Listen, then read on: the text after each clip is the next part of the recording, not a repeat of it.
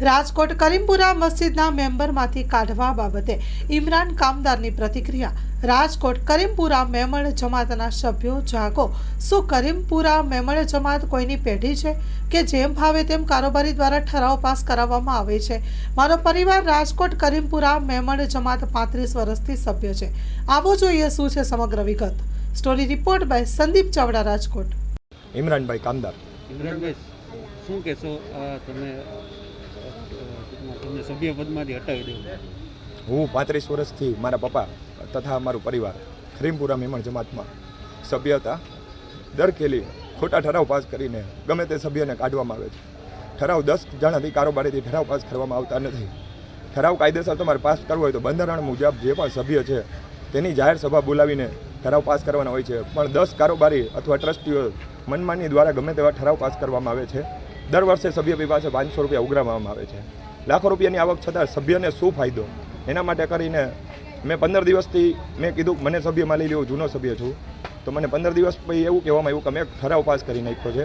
ઠરાવ એમ પણ ગમે તે ટ્રસ્ટ હોય, તમને બધાને ખબર છે, કોઈ પણ ઠરાવ એમને સીધો કાગળમાંથી પાસ કરવામાં આવતો નથી।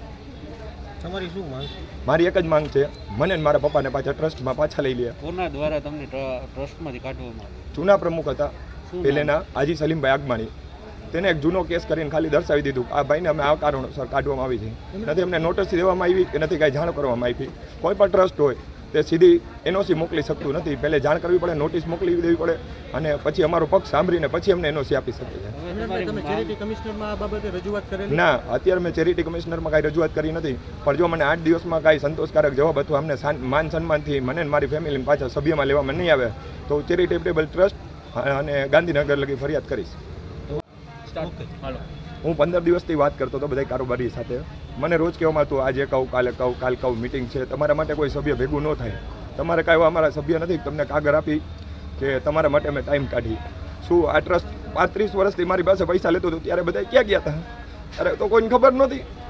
અત્યારે એવું કહેવામાં આવે છે તમને કાગળ ન આપી, જે કરવું એ કરી લ્યો પ્રમુખ દ્વારા, તો આ ટ્રસ્ટ કોઈના બાપની પેઢી છે કે તમે મન ફાવે ઠરાવ પાસ કરી દો? કાલ તો એવો ઠરાવ પાસ કરવામાં આવે કે આ બધું અમે વેચીને અમે 10 જણા ભાગે પાડી લીધું, તો એવું થોડું ચાલવાનું છે?